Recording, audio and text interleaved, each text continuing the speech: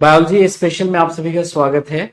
आज हम पढ़ेंगे एनिमल टिश्यू, है ना। तो सेल हम लोगों ने पढ़ लिया है, अब हमें पढ़ना है टिश्यू। और टिश्यू में भी पहले एनिमल टिश्यू और फिर हम प्लांट टिश्यू की बात करेंगे। एक बार सारे लोग कंफर्म करें कि हमारी आवाज और हमारी तस्वीर आप लोगों तक बिना किसी रुकावट के पहुंच रही है। Is everything okay? Am I audible and visible to all of you? Tell me. सब कुछ क्लियर है तो फिर हम सेशन को शुरू करेंगे। एक बार सारे लोग कमेंट करें।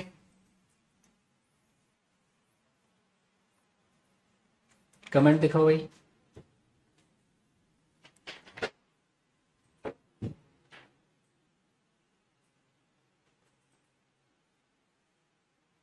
ठीक है, क्लास लाइव हो चुकी। पंकज, एक बार आप लोग कंफर्म करें कि सब कुछ ठीक ठाक है तो फिर हम सेशन को शुरू करेंगे, सेशन का आगाज करेंगे, शुभारंभ करेंगे।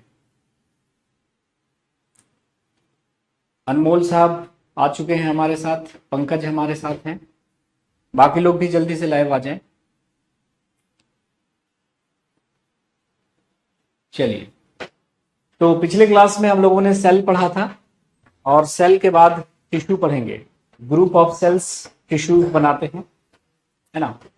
अंशु हमारे साथ हैं, स्वागत है अंशु। बाकी लोग कहाँ हैं? सब जल्दी से आए। सब कुछ क्लियर है? दीक्षा बताइए। तो सब कुछ क्लियर है तो फिर हम सेशन को स्टार्ट कर रहे हैं बिना किसी देरी के।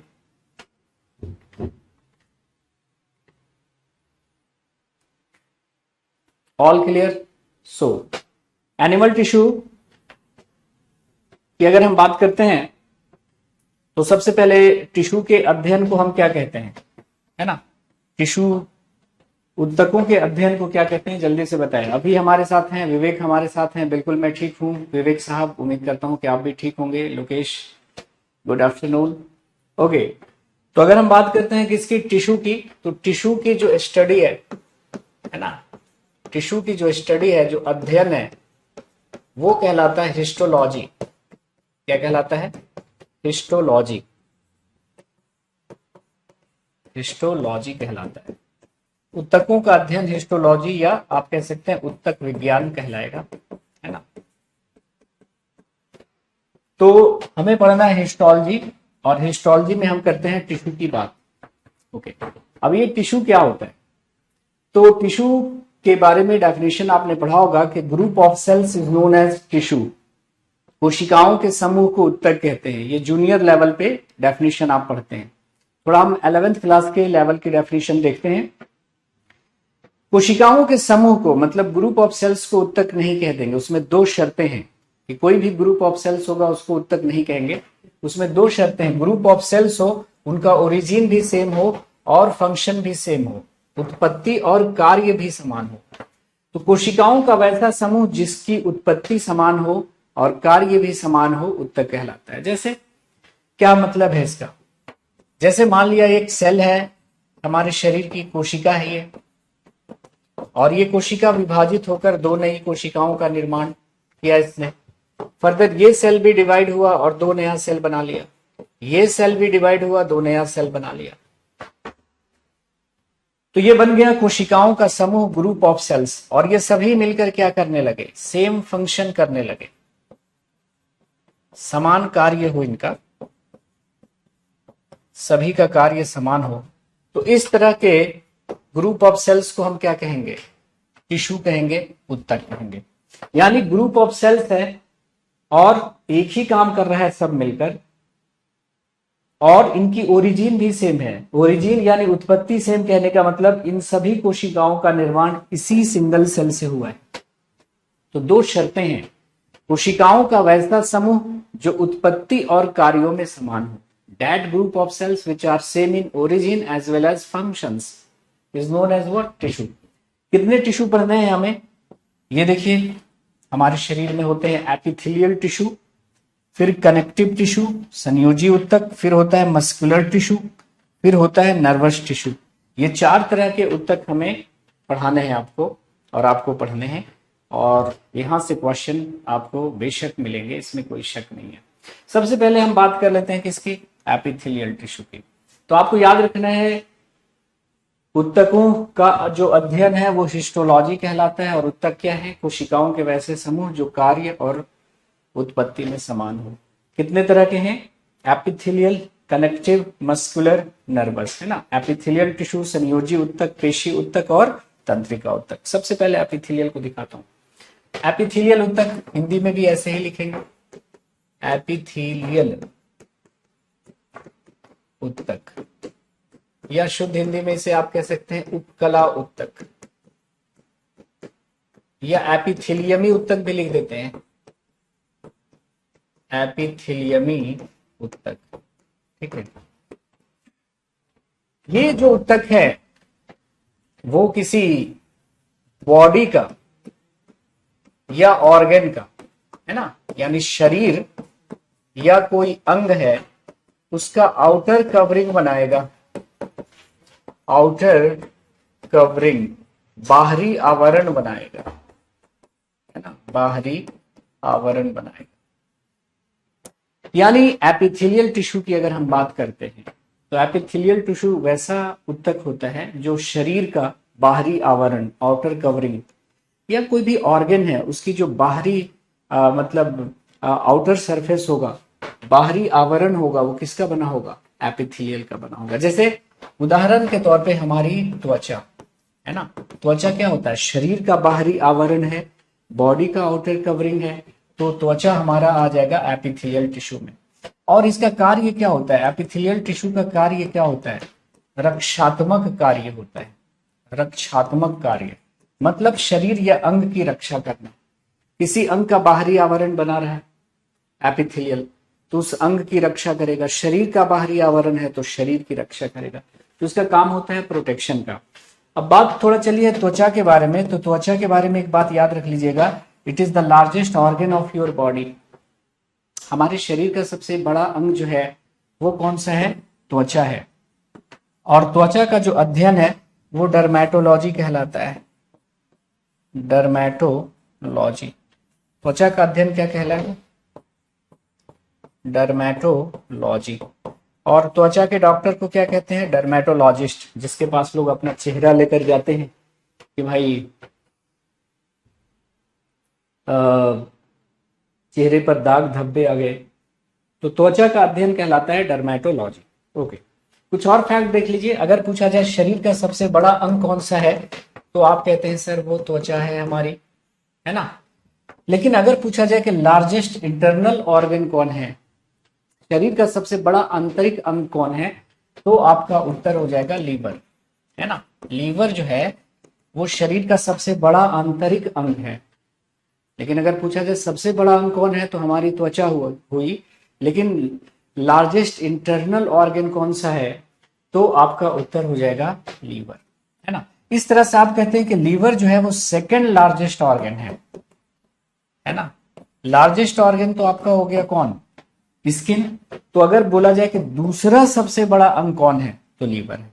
लेकिन लीवर सबसे बड़ा आंतरिक अंग है। और आप जानते हैं कि लीवर ग्लैंड की तरह भी बिहेव करता है। तो अगर पूछा जाए कि लार्जेस्ट ग्लैंड कौन सा है, सबसे बड़ी ग्रंथि कौन सी है, तो भी आपका लीवर होगा, है ना। तो ये कुछ फैक्ट्स हैं जिसको जस्ट याद रखना है, इसमें ज्यादा कुछ है नहीं। Okay, clear. चलिए अब आ जाते हैं हमारा connective tissue. Connective tissue Hindi में कहते हैं संयोजी ऊतक। ये बॉडी के एक पार्ट को दूसरे पार्ट से क्या करेगा? कनेक्ट करेगा। It connects one part of your body to another. शरीर के एक भाग को दूसरे भाग से जोड़ने का काम किसका है? Connective tissue. नाम ही है कनेक्टिव टिश्यू, मतलब कनेक्ट करेगा, कनेक्शन का कार्य है, संयोजन का कार्य है। इसके बहुत सारे प्रकार हैं जी, जैसे एरियोलर ऊतक, एडिपोज यानी वसा ऊतक, टेंडन यानी कंडरा, लिगामेंट यानी स्नायु, कार्टिलेज यानी उपास्थि, बोन यानी अस्थि या हड्डी, ब्लड यानी रक्त या रुधिर या लहू या खून। देखिए ब्लड भी क्या है? टिश्यू है, और टिश्यू में भी कैसा है? कनेक्टिव टिश्यू है। बोन क्या है? एक बार पूछा गया कि बोन है क्या, तो लोगों को समझ में नहीं आया। उत्तर क्या था? टिश्यू है, और टिश्यू में भी कैसा है? कनेक्टिव टिश्यू है। बॉडी के एक पार्ट को दूसरे पार्ट से जोड़ रहा है ना। ओके, तो अगर पूछे कोई कि ब्लड क्या है, तो कनेक्टिव टिश्यू है, क्योंकि बॉडी के एक पार्ट को दूसरे पार्ट से जोड़ रहा है, पूरे बॉडी को कनेक्ट कर रहा है, हर सेल को एक दूसरे सेल से कनेक्ट कर रहा है। आपका कौन? तो ब्लड। तो blood, bone, cartilage, ligament, tendon, adipose, areolar, ये सब के सब क्या हैं? कनेक्टिव टिश्यू के प्रकार हैं। ओके, एक एक करके सबका फंक्शन देखते हैं। जैसे मैंने कहा कि कनेक्टिव टिश्यू का फंक्शन होगा बॉडी के एक पार्ट को दूसरे पार्ट से जोड़ना, शरीर के एक भाग को दूसरे भाग से जोड़ना। तो इनके जो प्रकार हैं उनका भी लगभग वही काम होगा। जैसे एरियोलर का काम होता है स्किन को मसल से जोड़ना, त्वचा को मांसपेशियों से जोड़ना। तो हमारी स्किन और मसल्स के बीच होती है एरियोलर टिश्यू, जो इन दोनों को आपस में कनेक्ट करने का कार्य करती है। तो देखो, एरियोलर टिश्यू की बात अगर हम करें तो it connects skin to muscles, है ना, त्वचा को मांसपेशियों से जोड़ता है। नेक्स्ट है हमारा एडिपोज। ये हर साल हर बार पूछा जाता है। एडिपोज टिश्यू का काम क्या होता है? फैट को स्टोर करना, वसा को संचित या संग्रहित करना। तो पूछा जाता है कि हमारी बॉडी में फैट स्टोर कहाँ पे होता है? एडिपोज टिश्यू में। उसके बाद आ जाइए टेंडन। टेंडन, है ना, जिसको हम कंडरा भी कहते हैं, कंडरा। टेंडन, टेंडन का काम होता है मसल्स को बोन से जोड़ना। स्किन को मसल से कौन जोड़ रहा है? एरियोलर। और फिर मसल्स को बोन से जोड़ने का कार्य किसका है? मसल्स को बोन से जोड़ने का कार्य है किसका? टेंडन का। तो ये मांसपेशियों को हड्डियों से यानी अस्थियों से जोड़ता है। और ये जो लिगामेंट होता है ना, ये बोन को बोन से जोड़ता है ना, लिगामेंट बोन को बोन से जोड़ता है। ऐसे जैसे मान लिया ये बोन है और ये एक दूसरा बोन है, इन दोनों को आपस में कनेक्ट करने का काम किसका होगा? इन दोनों को आपस में कनेक्ट करने का काम होगा किसका? लिगामेंट का। लिगामेंट की एक पट्टी होगी जो इन दोनों को आपस में कनेक्ट करेगी। जैसे यहाँ पे एक बोन है, यहाँ पे एक बोन है, इन दोनों को आपस में कौन कनेक्ट करेगा? तो आप कहेगा सर लिगामेंट। जैसे आपका पैर किसी गड्ढे में चला गया तो मुड़ गया, अगर ये मुड़ गया तो लिगामेंट में खिंचाव आ जाता है, और लिगामेंट में खिंचाव आ जाना कहलाता है स्प्रेन। क्या कहलाता है? स्प्रेन, जिसको हम आम बोलचाल में मूंछ कहते हैं, है ना। तो स्प्रेन का मतलब क्या होता है? इंजुरी इन लिगामेंट, है ना, लिगामेंट में खिंचाव आ जाना, लिगामेंट में दिक्कत आ जाना, लिगामेंट में परेशानी आ जाना। और ये स्प्रेन काफी पेनफुल होता है, काफी दर्द होगा। ज्यादा मुड़ गया तो ये टूट भी सकता है लिगामेंट, और लिगामेंट अगर टूट गया तो फिर सर्जरी के द्वारा आर्टिफिशियल लिगामेंट लगाने की जरूरत होती है। अब आर्टिफिशियल लिगामेंट भी आप लगा सकते हैं। ओके, चलिए, तो लिगामेंट का काम होता है बोन को बोन से जोड़ना। तो ये 3 क्वेश्चन बहुत इंपॉर्टेंट है। स्किन को मसल से जोड़ रहा है एरियोलर, मसल्स को बोन से जोड़ रहा है टेंडन, बोन को बोन से कौन जोड़ता है? लिगामेंट। अगला जो कनेक्टिव टिश्यू है हमारा वो है कार्टिलेज। कार्टिलेज को उपास्थि कहते हैं। ये क्या करता है? बॉडी को फ्लेक्सिबिलिटी देता है, शरीर को फ्लेक्सिबल बनाता है, लचीलापन प्रदान करता है। तो बॉडी को फ्लेक्सिबिलिटी देने का काम यही करता है। जैसे कि ये पाया जाता है आपके नोज टिप पर, नाक के शीर्ष पर। ये देखिए, ये नोज टिप आपका है, नाक का शीर्ष है, यहां पे पाया जाएगा। ठीक है, मुलायम है ना ये। उसके बाद ईयर पिन्ना, इसको कहते हैं ईयर पिन्ना। ये कर्ण पल्लव, है ना। ये जो बाहरी कान है आपका, एक्सटर्नल ईयर है, इसको क्या बोलते हैं? ईयर पिन्ना यानी कर्ण पल्लव, है ना। उसके बाद लंबी हड्डियों के शीर्ष पर, at the ending of long bones. जैसे मान लिया ये एक लॉन्ग बोन है और ये एक दूसरा लॉन्ग बोन है, ये एक लंबी हड्डी है, ये एक लंबी हड्डी है। तो ये लंबी हड्डी जहां पे एंड करेगी, यहां पे देखिए ये, और ये यहां पे। तो ये जो ग्रीन कलर का आपको दिख रहा है ना, ये है कार्टिलेज, लंबी हड्डियों के शीर्ष पर, है ना, ताकि ये ज्वाइंट फ्लेक्सिबल हो सके। ये है आपका कार्टिलेज। कार्टिलेज बोले तो उपास्थि, है ना। ये ना होता तो आप ऐसे हाथ मोड़ते तो कड़कड़ तड़तड़ की आवाज आती और बोन घिस जाता, है ना। बोन क्या होता? घिस जाता। और फिर इन दोनों को आपस में, दो बोन को आपस में कौन जोड़ रहा होता है? तो आप कहेंगे सर लिगामेंट। लिगामेंट यानी स्नायु। तो स्नायु जो है वो दो को आपस में जोड़ता है, दो बोन को आपस में जोड़ता है, लेकिन लंबी हड्डियों के शीर्ष पर कार्टिलेज पाया जाता है। जैसे अगर आप लेग पीस खा रहे हैं तो इसको खाते हुए ऊपर की तरफ जाएंगे तो जो ये कुरकुरा सा लगता है वो आपका क्या होता है? कार्टिलेज। रीढ़ की हड्डियों के बीच बीच में क्या होता है? कार्टिलेज। और इसी की वजह से आप अपना बॉडी झुका सकते हैं, है ना। बोन को देखो हम एक अलग टॉपिक में पढ़ेंगे और ब्लड को अलग टॉपिक में पढ़ेंगे। तो बोन भी कनेक्टिव टिश्यू है और ब्लड भी कनेक्टिव टिश्यू है। इसको हम अलग अलग टॉपिक का नाम दे रहे हैं। है ये टिश्यू का ही पार्ट, लेकिन इसको अलग चैप्टर के रूप में हम लोग पढ़ने वाले हैं। आते हैं दूसरा टिश्यू देख लेते हैं। तो हमने देखा epithelial tissue, connective tissue. Connective tissue में दो हमारा बाकी रह गया, एक है बोन और दूसरा है आपका ब्लड। एक है बोन और दूसरा है ब्लड। आ जाते हैं तीसरे पे, मस्कुलर टिश्यू पे। उसके बाद हम देखेंगे क्या, नर्वस टिश्यू। तो मस्कुलर टिश्यू देख लेते हैं और फिर देखेंगे क्या, नर्वस टिश्यू। बोन और ब्लड बाद में देख लेंगे। तो अगला जो हमारा टिश्यू स्टार्ट होगा वो है भाई मस्कुलर टिश्यू, है ना। तो मस्कुलर टिश्यू को मसल्स भी कह सकते हैं, पेशी उत्तक बोल सकते हैं, या पेशी बोल सकते हैं, या मांस पेशी बोल सकते हैं। सब एक ही है जी, सब एक ही है, ठीक है। तो टाइप्स ऑफ मसल्स या मस्कुलर टिश्यू एक ही बात। मसल्स बोलो, मस्कुलर टिश्यू बोलो, एक ही बात है। हमारे शरीर में 3 प्रकार के मसल्स होते हैं या मस्कुलर टिश्यूज होते हैं, या पेशी उत्तक होता है, या पेशियां होती है, या मांसपेशियां होती है। सब एक ही बात है। ओके, पहला जो टाइप है मसल्स का वो है स्केलेटल मसल्स, जिसको हम स्ट्राइप्ड मसल्स भी कहते हैं, जिसको हम वॉलंटरी मसल्स भी कहते हैं, जिसको हम स्टेरिएटेड मसल्स भी कहते हैं। कई नाम है इसके। हिंदी में बोलेंगे रेखित पेशी उत्तक, या ऐच्छिक पेशी उत्तक, या रेखित पेशियां, या ऐच्छिक पेशियां, या ऐच्छिक मांसपेशियां, जो कह लीजिए। अब देखो स्केलेटल मसल्स या वॉलंटरी मसल्स, ऐच्छिक पेशियां वो पेशियां होती हैं जो हमारे विल के अकॉर्डिंग क्या करती हैं, वर्क करती हैं, है ना। हमारे विल के अकॉर्डिंग वर्क करती हैं, यानी हमारी इच्छा अनुसार ये कार्य करती हैं। तो वो मांसपेशियां जो हमारी इच्छा अनुसार कार्य करती हैं, जैसे हाथ पैर के मसल्स, हमारे टंग के मसल्स, है ना, ये सब कहलाएंगे स्केलेटल, स्ट्राइप्ड, वॉलंटरी या स्टेरिएटेड मसल्स, है ना। रेखित पेशियां या ऐच्छिक पेशियां। और चूंकि ये हमारी इच्छा अनुसार कार्य करते हैं तो ये जल्दी थक जाते हैं, और ये प्रेजेंट होते हैं हमारे लिम्स में, टंग में।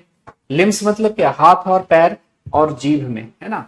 तो हाथ में, पैर में और हमारी जीभ में जो मसल्स होंगे वो कौन से होंगे, तो आप कहेंगे सर वो होंगी हमारी स्ट्राइप्ड मसल्स या वॉलंटरी मसल्स, ऐच्छिक पेशियां, यानी ये हमारी इच्छा अनुसार कार्य कर रही होंगी।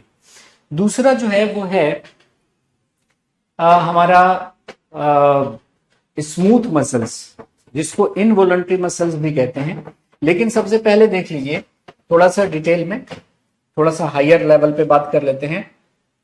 अगर पूछा जाए कि ये जो स्केलेटल मसल्स है, या स्ट्राइप्ड मसल्स है, या स्टेरिएटेड मसल्स है, या वॉलंटरी मसल्स है, मसल्स मतलब टिश्यू, मस्कुलर टिश्यू, इसमें सेल कैसा होता है, तो आप कहिएगा सर देखो टिश्यू होता क्या है, तो ग्रुप ऑफ सेल्स होते हैं, कोशिकाओं का समूह होता है।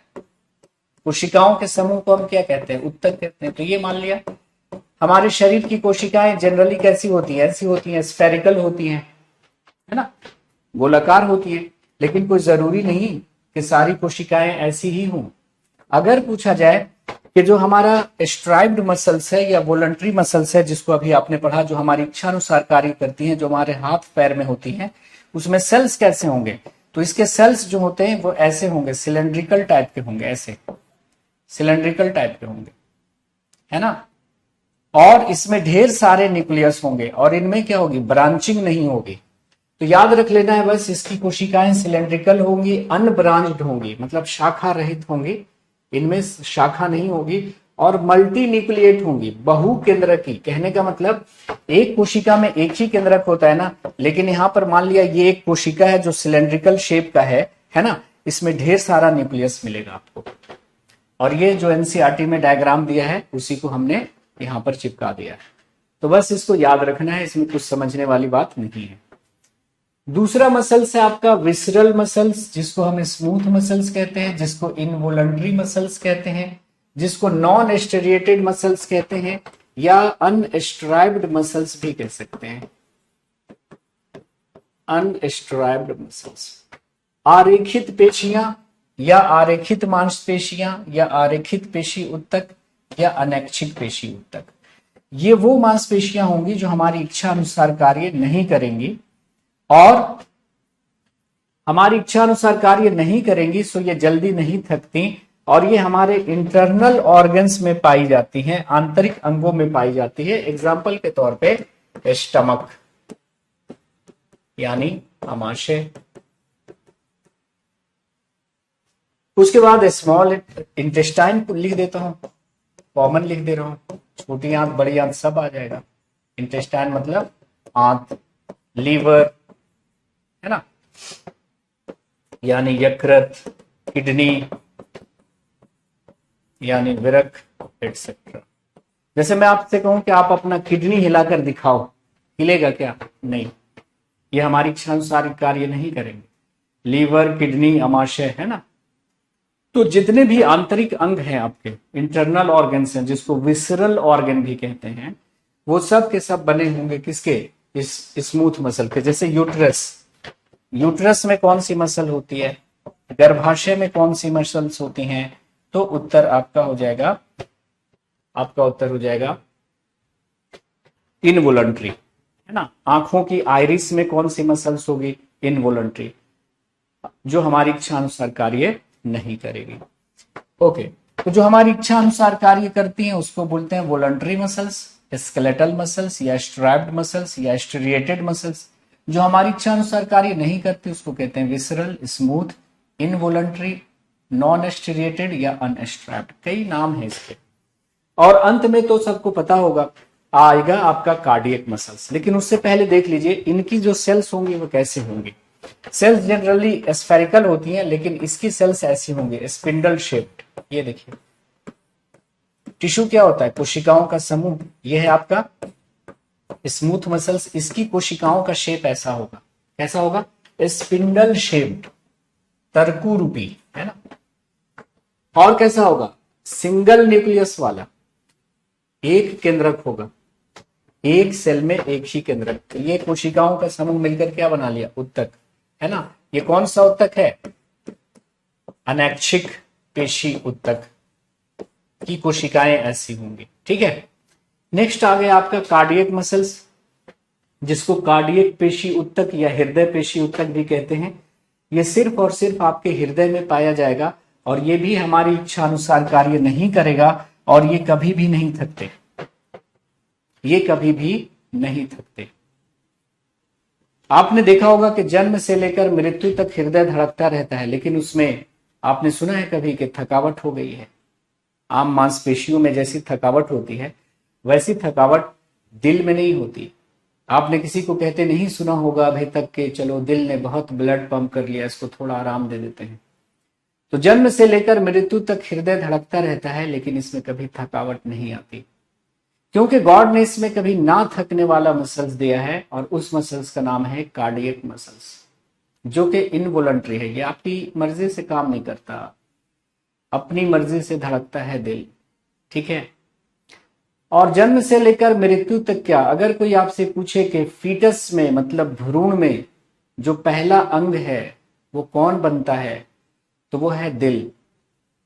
यानी प्रेगनेंसी के चौथे सप्ताह में लगभग 1 महीने में दिल बनकर धड़कने लगता है, और तब से लेकर मृत्यु तक धड़कता है, और उसमें कभी आम मांसपेशियों जैसी थकावट नहीं आती। आम मांसपेशियों में जो थकावट आती है वो लैक्टिक एसिड के जमा होने से होती है, और लैक्टिक एसिड बनता है एनाएरोबिक रेस्पिरेशन के थ्रू।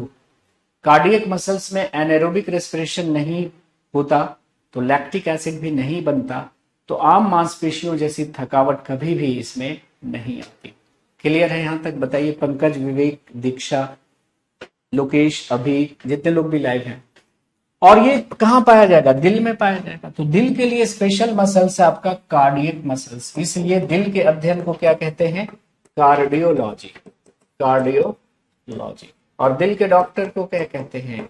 कार्डियोलॉजिस्ट, कार्डियोलॉजिस्ट मतलब दिल का डॉक्टर। इसकी जो कोशिकाएं होंगी वो सिलेंड्रिकल होंगी ऐसे, और ब्रांच्ड होंगी, एक कोशिका दूसरे कोशिका से जुड़ी रहेंगी। और यूनिन्यूक्लिएट, एक ही न्यूक्लियस होगा, एक केंद्रक होगा एक कोशिका में, है ना। इसको याद रखना। क्लियर है? चलिए, जैसे क्वेश्चन है कि which one of the following body parts या organ of the human body does not have smooth muscles, किसमें चिकनी पेशियां या अनैच्छिक पेशियां नहीं पाई जाती है। स्मूथ मसल्स मतलब समझ में आ रहा है ना, इनवॉलंटरी मसल्स, अनैच्छिक मांसपेशियां,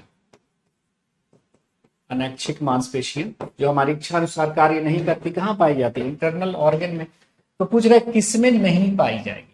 तो देखो, यूट्रस में होगा आपका स्मूथ मसल्स, आंखों की आइरिस में होगी स्मूथ मसल्स, फेफड़ा इंटरनल ऑर्गन है तो उसमें होगा स्मूथ मसल्स। लेकिन बाइसेप्स, बाइसेप्स मतलब ये आपका हाथ के जो मांसपेशियां हैं, ये बाइसेप्स में क्या होगा? Voluntary muscles. तो ऑप्शन नंबर डी आपका सही हो गया। क्या बन गया? Option number D will be the right option. Clear है सबको? कोई दिक्कत, कोई समस्या समझने में, परेशानी? तो ये तीन तरह के मसल्स मिलकर हमारा मस्कुलर सिस्टम बनाते हैं। क्या बनाते हैं? हमारा मस्कुलर सिस्टम। अब आते हैं मांसपेशियों में पाई जाने वाली प्रोटीन कौन कौन सी होती है। तो मांसपेशियों में आप सभी जानते हैं कि तीन तरह की प्रोटीन होती है, एक्टिन, मायोसिन और myoglobin. So we have three types of proteins in our muscles. The first one is your actin, second is your myosin and last one is your myoglobin. Myoglobin में क्या होता है? Iron होता है। जिस तरह से हीमोग्लोबिन में आयरन होता है, हीमोग्लोबिन में आयरन होता है ना, उसी प्रकार मायोग्लोबिन में भी क्या होता है? आयरन होता है।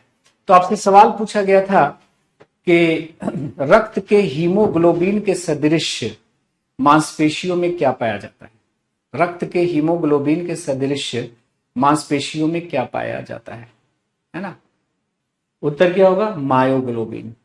हीमोग्लोबिन में भी आयरन, मायोग्लोबिन में भी आयरन। अब देखिए, इस एक्टिन और मायोसिन के कारण ही मांसपेशियों में संकुचन की क्षमता होती है, कॉन्ट्रैक्शन की कैपेसिटी होती है। हम लोग देखो अपने मांसपेशियों को कॉन्ट्रैक्ट कर रहे हैं, एक्सपैंड कर रहे हैं, तो मांसपेशियों में संकुचन की क्षमता इन्हीं दो प्रोटीन के कारण होती है, एक्टिन और मायोसिन के कारण होती है। इसलिए इन दोनों को एक साथ कहते हैं कॉन्ट्रैक्टाइल प्रोटीन, संकुचनशील प्रोटीन। क्या कहेंगे इसको? संकुचनशील प्रोटीन। ठीक है। सो क्वेश्चन था कि contractile proteins found in our muscles, मांसपेशियों में पाया जाने वाला संकुचनशील प्रोटीन है। उत्तर आपका हो गया एक्टिन और मायोसिन। ओके, और इन्हीं के कारण मांसपेशियों में संकुचन की क्षमता होती है। कुछ फैक्ट्स देख लेते हैं। मायोलॉजी का मतलब क्या होता है? स्टडी ऑफ मसल्स, पेशियों का अध्ययन या मांसपेशियों का अध्ययन। इसी से मिलता जुलता एक शब्द है माइकोलॉजी, ये होता है स्टडी ऑफ फंजाई, मतलब कवकों का अध्ययन। स्टडी ऑफ फंजाई मतलब कवकों का अध्ययन। तो मायोलॉजी और माइकोलॉजी में बच्चे कंफ्यूज्ड रहते हैं, है ना। मायोलॉजी मतलब, मायो शब्द जहां पे भी आएगा उसका मतलब मसल्स से होगा, जैसे ईएमजी, इलेक्ट्रोमायोग्राम, है ना। उसी तरह से एक और शब्द है फाइबोलॉजी, स्टडी ऑफ एल्गी, शैवालों का अध्ययन। अगर पूछा जाए कि मानव शरीर में कुल कितने मसल्स होते हैं, तो 639 होते हैं। कितने? 639 होते हैं। और नेत्र गति को कितनी मांसपेशियां नियंत्रित करती हैं? आई मूवमेंट को कितने मसल्स कंट्रोल करते हैं? तो 6 मसल्स। नेत्र गति को कितनी मांसपेशियां नियंत्रित करती हैं? 6 मांसपेशियां आंखों को घुमाती हैं, है ना। तो नेत्र गति में 6 मांसपेशियां इन्वॉल्व होती हैं। आप आंखें उठा लेते हैं, झुका लेते हैं, फेर लेते हैं, इनमें 6 मांसपेशियों का रोल होता है ना। एक शायर कहता है कि नजर ऊंची की तो दुआ बन गई। और एक शब्द इसमें यूज हुआ है कजा, कजा का मतलब होता है मौत। नजर ऊंची की तो दुआ बन गई, नजर नीची की तो हया बन गई। हया मतलब शर्म। नजर ऊंची की तो दुआ बन गई, नजर नीची की तो हया बन गई, नजर तिरछी की तो अदा बन गई, नजर फेर ली तो कजा बन गई, है ना।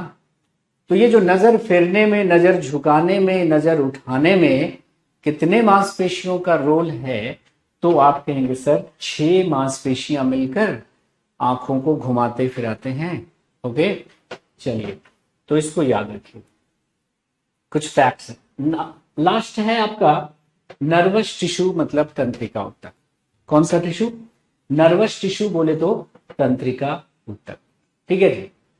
तंत्रिका ऊतक, ऊतक क्या होता है? कोशिकाओं का समूह। Group of cells is known as what? Tissue. तो नर्वस टिश्यू भी क्या होगा? कोशिकाओं का समूह होगा।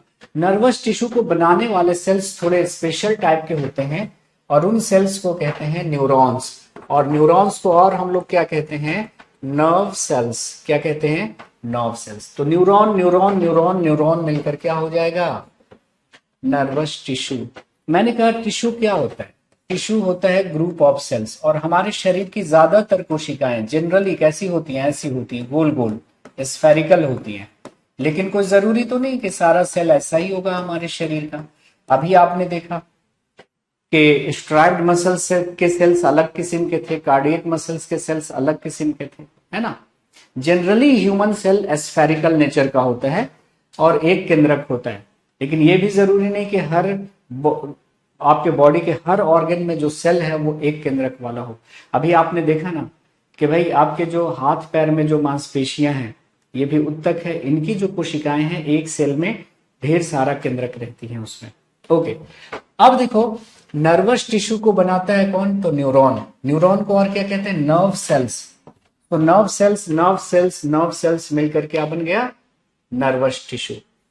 अब ये न्यूरॉन जो होता है, सेल जनरली ऐसा होता है लेकिन न्यूरॉन आपका ऐसा होगा। देखो ये भी न्यूरॉन भी क्या है? एक सेल है, लेकिन इसका शेप जो है ना कुछ यूं होता है, ऐसा होता है। ये देखो ये एक सेल है, ये एक सेल है लेकिन इसका शेप ऐसा है जी। ठीक है, ऐसा शेप का होता है जो हम आगे दिखाएंगे। पहले न्यूरॉन के बारे में कुछ फैक्ट देख लेते हैं, फिर न्यूरॉन का स्ट्रक्चर दिखाएंगे। यही न्यूरॉन मिलकर बनाएंगे हमारा क्या? नर्वस सिस्टम, है ना, या नर्वस टिश्यू।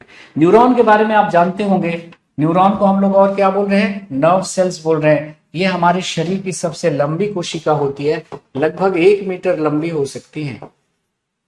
ये जन्म के बाद इन कोशिकाओं में विभाजन नहीं होता, है ना। तो अगर पूछा जाए हमारे शरीर की किन कोशिकाओं में जन्म के बाद विभाजन नहीं होता, तो वो है आपका न्यूरॉन। तो जब विभाजन नहीं होगा तो रीजनरेशन भी नहीं होगा, नया नहीं बनेगा, है ना, रीजनरेशन भी नहीं होगा। तो लोवेस्ट रीजनरेशन पावर या रीजनरेशन पावर एब्सेंट किस में होता है? न्यूरॉन में। तो न्यूरॉन में लोवेस्ट रीजनरेशन पावर होता है, लेकिन आपके शरीर की किस कोशिका में हाईएस्ट रीजनरेशन पावर होती है? सबसे अधिक पुनर्निर्माण की क्षमता या सबसे अधिक पुनरुद्भवन की क्षमता हमारे शरीर की किन कोशिकाओं में होती है? हमारे शरीर की किन कोशिकाओं में होती है? जल्दी बताइए। सबसे कम रीजनरेशन पावर होती है किसमें? नर्वस टिश्यू में, क्योंकि ये डिवाइड ही नहीं होता। लेकिन हाईएस्ट रीजनरेशन पावर अगर आपसे पूछे तो होगा आपका लीवर सेल्स। क्या होगा? लीवर सेल्स, यकृत की कोशिकाएं। यकृत की जो कोशिकाएं हैं, हमारे लीवर में जो सेल्स हैं, उसमें हाईएस्ट रीजनरेशन पावर है। इसलिए आप अपना आधा से ज्यादा लीवर किसी को डोनेट कर सकते हैं। अगर किसी का लीवर खराब हो गया है ना, तो आधा से ज्यादा लीवर आप दे सकते हैं। जैसे कुछ लोग बहुत ज्यादा शराब पीते हैं, तो जो लोग बहुत ज्यादा शराब पीते हैं तो उसमें एक बीमारी हो जाती है जिसका नाम है लीवर सिरोसिस। लीवर सिरोसिस नाम की जो बीमारी है, लीवर सिरोसिस नाम की जो बीमारी है, वो बहुत ज्यादा शराब पीने से होती है। आप जाम पर जाम छलकाए जा रहे हैं, लीवर खराब हो जाएगा और फिर इसका फिर कोई इलाज नहीं है। लास्ट स्टेज में आपको मरना ही मरना है। लेकिन अर्ली स्टेज में अगर आपने इसको मतलब समझ लिया है कि बंदे को लीवर सिरोसिस हो रहा है, तो लीवर देकर बचा सकते हैं। तो आप अपना आधा से ज्यादा लीवर किसी को डोनेट कर सकते हैं।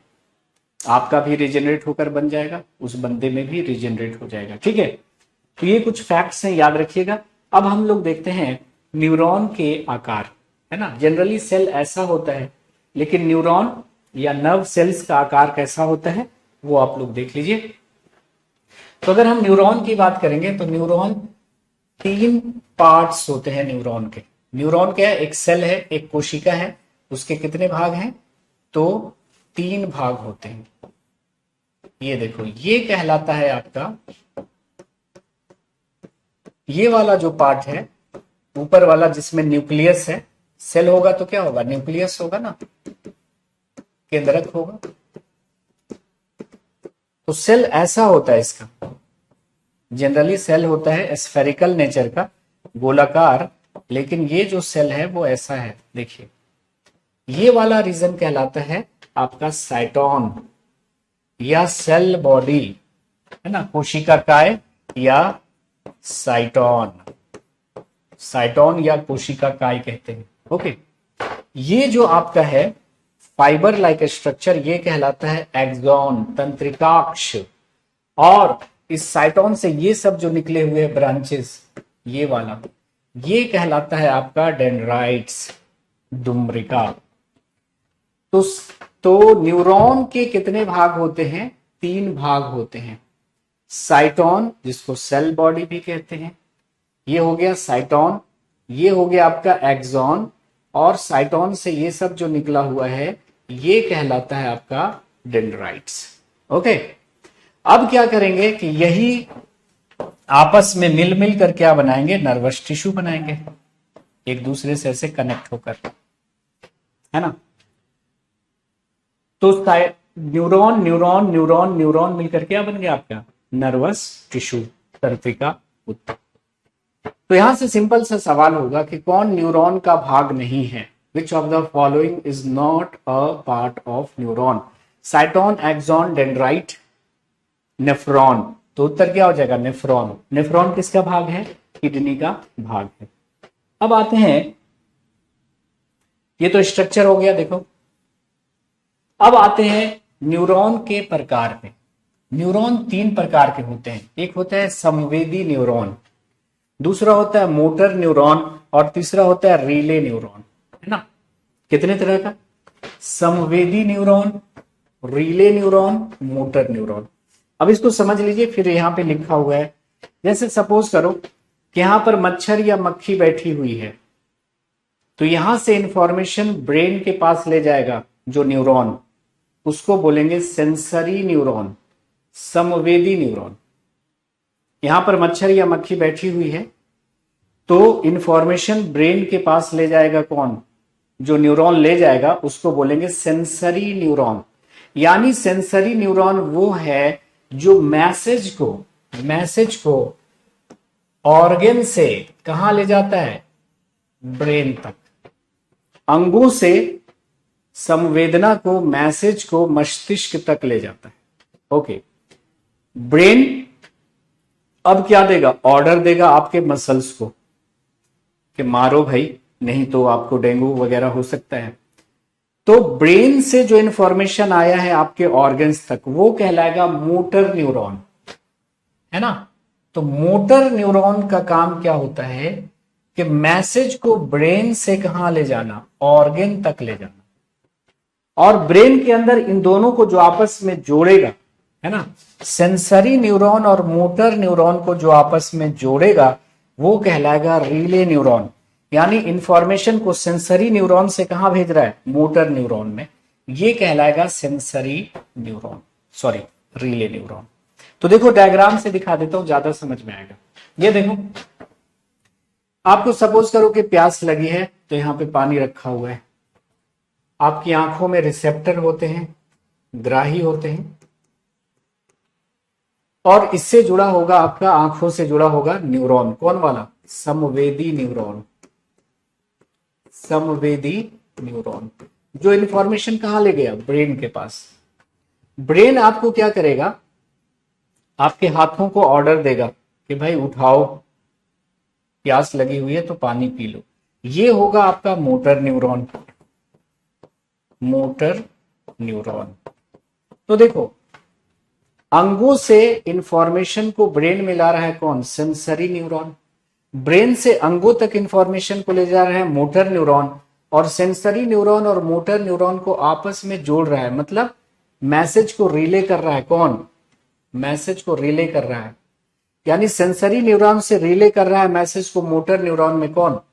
Relay neuron. इसी को हम क्या कहते हैं? Relay neuron. क्या कहेंगे? Relay neuron. समझ में आया?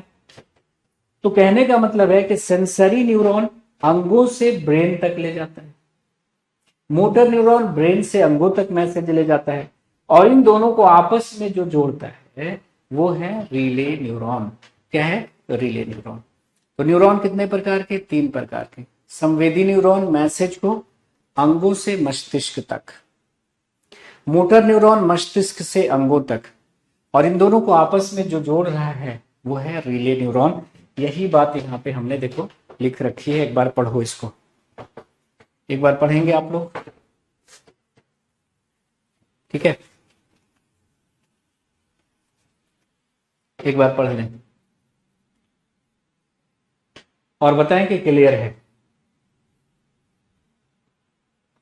ठीक है, तो हमारा कल का राइबोसोम रह गया था, एक सेल ऑर्गेनेल, उसको डिस्कस कर लेते हैं। हमारा एनिमल टिश्यू में हमने देखा एपिथेलियल टिश्यू, कनेक्टिव टिश्यू में 2 पार्ट रह गए हैं, उसको अलग टॉपिक दे करके हम पढ़ेंगे। फिर हम पढ़ेंगे क्या? हम पढ़ेंगे स्केलेटल सिस्टम। क्लियर है? चलिए, तो ये था हमारा टिश्यू, एनिमल टिश्यू। अब कल हमारा राइबोसोम एक रह गया था, उसको भी पढ़ लेते हैं। लास्ट सेल ऑर्गेनेल था हमारा राइबोसोम। राइबोसोम पढ़ा देता हूं। अब पीपीटी निकालने की जरूरत नहीं है, उसमें टाइम लग जाएगा, फिर वो पीपीटी निकाल के ऐसे ही पढ़ा दे रहा हूं, ठीक है? कोई दिक्कत तो नहीं है। Ribosome is also known as protein factory of the cell. क्या कहते हैं? Protein factory of the cell. Ribosome is also called protein factory of the cell, है ना? राइबोसोम को कोशिका की प्रोटीन फैक्ट्री भी कहा जाता है। प्रोटीन फैक्ट्री भी कहा जाता है। राइबोसोम को कोशिका की प्रोटीन फैक्ट्री कहते हैं। क्यों? It takes part in protein synthesis. It takes part in protein synthesis. यह प्रोटीन संश्लेषण में भाग लेता है। यह प्रोटीन संश्लेषण में भाग लेता है। अगर पूछा जाए कि राइबोसोम किसका बना होता है, तो राइबोसोम बना होता है आरएनए प्लस प्रोटीन का। It is made up of RNA and protein. तो राइबोसोम बना होता है किसका? आरएनए एवं प्रोटीन का। आरएनए एवं प्रोटीन, ठीक है? तो याद रखना है कि राइबोसोम को प्रोटीन फैक्ट्री कहते हैं क्योंकि इसी में प्रोटीन का निर्माण होता है। Ribosomes are made up of, है ना? राइबोसोम्स बने किसके होते हैं? तो आरएनए एवं प्रोटीन के बने होते हैं। राइबोसोम्स के टाइप्स की बात करेंगे तो राइबोसोम्स 2 तरह के होते हैं।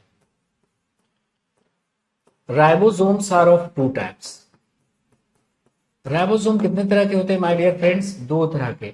एक होता है 70S राइबोसोम, 70S राइबोसोम, और दूसरा होता है भाई 80S राइबोसोम।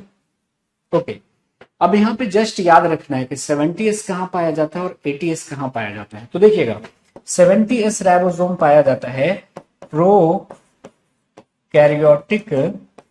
सेल में, है ना? प्रोकैरियोटिक कोशिका में, है ना? प्रोकैरियोटिक कोशिका में। और 80S पाया जाता है आपका यूकैरियोटिक सेल्स में। यूकैरियोटिक सेल्स में, यूकैरियोटिक कोशिका में, यूकैरियोटिक कोशिका में पाई जाती है।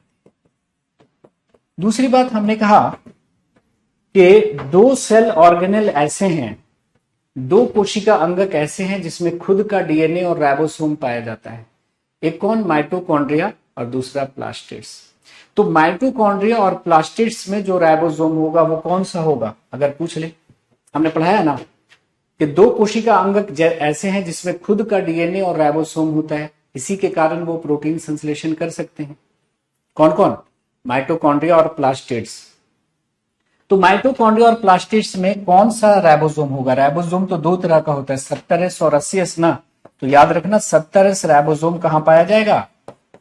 माइटोकॉन्ड्रिया में, माइटोकॉन्ड्रिया में, और दूसरा प्लास्टिड्स में, प्लास्टिड्स में यानी लवक में। तो याद रखना कि माइटोकॉन्ड्रिया, प्लास्टिड्स और प्रोकैरियोटिक कोशिकाओं में क्या होगा? 70S और 80S राइबोसोम पाया जाएगा यूकैरियोटिक कोशिका में। अब सवाल ये पैदा होता है कि ये प्रोकैरियोटिक कोशिका क्या होती है और यूकैरियोटिक कोशिका क्या होती है ना? इसको भी बता देता हूं। यहां पे जब बात चली है कि प्रोकैरियोटिक सेल और यूकैरियोटिक सेल, तो इसमें अंतर क्या होता है देखिएगा। जैसे सपोज करो कि ये सेल है ना, क्या है?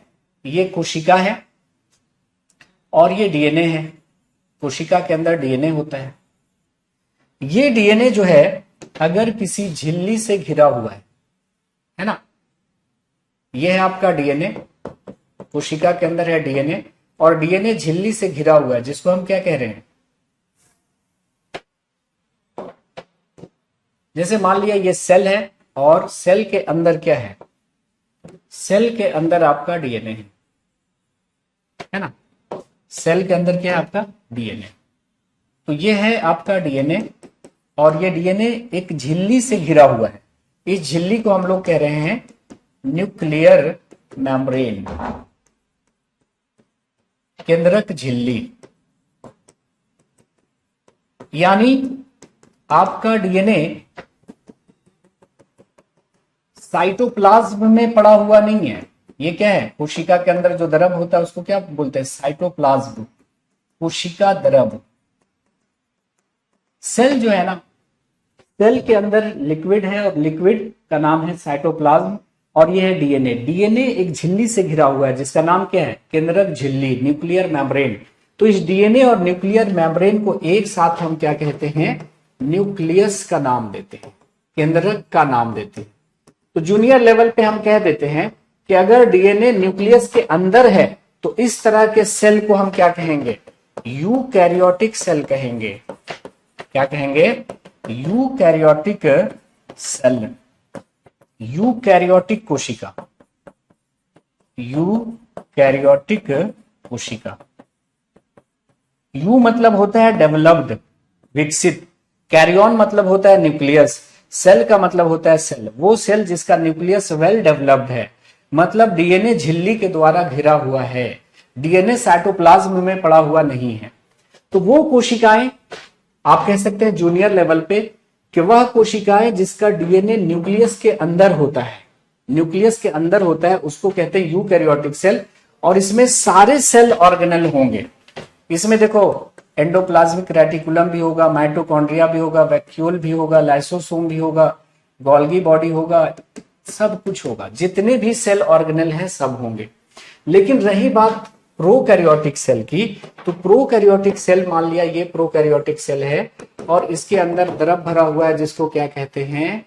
साइटोप्लाज्म कहते हैं, कोशिका द्रव कहते हैं। और इसके अंदर है आपका डीएनए। डीएनए किसी झिल्ली से घिरा हुआ नहीं है, डीएनए डायरेक्ट कोशिका द्रव में पड़ा हुआ है। तो इसीलिए इसको न्यूक्लियस ना बोलकर न्यूक्लोइड कहते हैं, न्यूक्लोइड, न्यूक्लोइड। क्या बोलते हैं? न्यूक्लोइड, न्यूक्लोइड का नाम देते हैं। ठीक है। और इसमें कोई भी कोशिका अंगक नहीं होंगे। कोशिका अंगक के नाम पे मात्र क्या होगा? 70S राइबोसोम होगा, 70S राइबोसोम होगा। तो पूछा जाता है कि कौन सा कोशिका अंगक प्रोकैरियोटिक और यूकैरियोटिक दोनों में होता है, तो वो होता है आपका राइबोसोम। लेकिन इसमें भी फर्क है। यहां पे होगा आपका क्या? 80S राइबोसोम, लेकिन इसमें होगा 70s राइबोसोम। बाकी कोई भी सेल ऑर्गेनल इसमें नहीं होगा, माइटोकॉन्ड्रिया, लाइसोसोम कुछ भी नहीं होगा। तो इस तरह के सेल को हम क्या कहेंगे? Prokaryotic cell. Prokaryotic cell, prokaryotic कोशिका। तो सिंपल याद रखना कि एक ऐसा सेल जिसका डीएनए न्यूक्लियस के अंदर है, जिसमें सारे सेल ऑर्गेनल हैं, उसको बोलेंगे यूकैरियोटिक सेल। एक ऐसा सेल जिसका डीएनए डायरेक्ट रखा हुआ है साइटोप्लाज्म में, किसी झिल्ली के द्वारा घिरा हुआ नहीं है, उसको बोलेंगे क्या? Prokaryotic cell. प्रो मतलब क्या होता है? प्राइमरी, प्रारंभिक, प्राथमिक। कैरियन मतलब न्यूक्लियस, सेल का मतलब सेल। ऐसा सेल जिसका न्यूक्लियस अभी प्राइमरी स्टेज में है, वेल डेवलप्ड नहीं है। दूसरी बात के यूकैरियोटिक सेल में सारे सेल ऑर्गेनल मिलेंगे, लेकिन प्रोकैरियोटिक सेल में कोई भी सेल ऑर्गेनल नहीं मिलेगा। सेल ऑर्गेनल के नाम पे मात्र 70s राइबोसोम होगा। तो राइबोसोम दोनों तरफ होता है जी, प्रोकैरियोटिक और यूकैरियोटिक दोनों में, लेकिन अंतर क्या होता है? यूकैरियोटिक में 80s, प्रोकैरियोटिक में 70s। एग्जाम्पल देख लीजिए प्रोकैरियोटिक सेल का। बैक्टीरिया, बैक्टीरिया यानी जीवाणु आपका क्या है? प्रोकैरियोटिक सेल है ना। उसी तरह से साइनोबैक्टीरिया, साइनोबैक्टीरिया ये भी प्रोकैरियोटिक, साइनोबैक्टीरिया, ठीक है। बैक्टीरिया, साइनोबैक्टीरिया ये आएगा आपका प्रोकैरियोटिक सेल में। यहां तक किसी को दिक्कत है समझने में? तो आपको राइबोसोम के बारे में इतना याद रखना है कि राइबोसोम बना होता है आरएनए एवं प्रोटीन का। राइबोसोम को प्रोटीन फैक्ट्री कहते हैं सेल का। क्यों? इसी में वो होता है प्रोटीन सिंथेसिस। राइबोसोम कितने तरह के होते हैं? दो तरह के, 70s और 80s। 70s प्रोकैरियोटिक में, माइटोकॉन्ड्रिया में, प्लास्टिड्स में। 80s कहां पाया जाएगा? यूकैरियोटिक में। कोई दिक्कत समझने में यहां तक बताइएगा? किसी को कोई परेशानी, दिक्कत, समस्या नहीं है तो फिर हम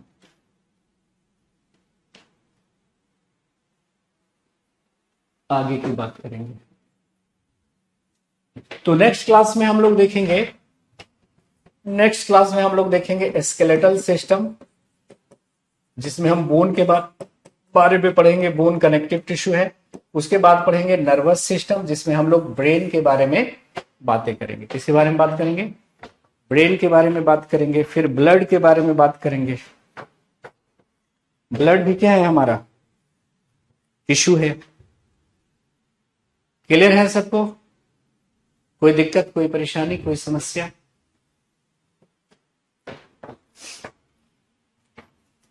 सबसे ज्यादा क्वेश्चन आपके बायो से ही आएंगे, ठीक है। तो प्रोकैरियोटिक और यूकैरियोटिक सेल में अंतर आपको अच्छे से आना चाहिए। अगर डीएनए कोशिका केंद्रक झिल्ली से घिरा हुआ है तो डीएनए और केंद्रक झिल्ली को नाम दिया है न्यूक्लियस। ऐसे मतलब जूनियर लेवल पे कह देते हैं कि अगर डीएनए न्यूक्लियस में है तो उसको बोलेंगे यूकैरियोटिक। लेकिन डीएनए डायरेक्ट साइटोप्लाज्म में पड़ा हुआ है, किसी झिल्ली से घिरा हुआ नहीं है, तो प्रोकैरियोटिक है ना। इसमें सारे कोशिका अंगक, इसमें कोई भी कोशिका अंगक नहीं पाया जाएगा। कोशिका अंगक के नाम पे मात्र होगा आपका राइबोसोम। और राइबोसोम भी कौन वाला? 70s वाला। राइबोसोम भी कौन वाला? 70s वाला। बस इतनी बातें इसमें रखना है। क्या अब पूछ लीजिए डाउट आप लोग अपना। डाउट है तो पूछिए, अदरवाइज हम सेशन को बंद करेंगे। तो काफी इंपॉर्टेंट बातें अब हो रही हैं। जैसे जैसे आपका क्लास बढ़ता जा रहा है वैसे वैसे इंपॉर्टेंस बढ़ता जा रहा है, टॉपिक्स अच्छे अच्छे आते जा रहे हैं। सबसे लास्ट में हम पढ़ेंगे विटामिन, जो सबसे ज्यादा इंपॉर्टेंट है। उसके बाद, उससे पहले हम लोग पढ़ेंगे डिजीज। तो डिजीज और विटामिन और ये जो साइटोलॉजी मैंने आपको पढ़ाया, यहां से आपको क्वेश्चन मिलेंगे ही मिलेंगे। ये तीन टॉपिक ऐसे हैं जिनके बिना बायोलॉजी के क्वेश्चन पेपर तैयार ही नहीं होते, ठीक है।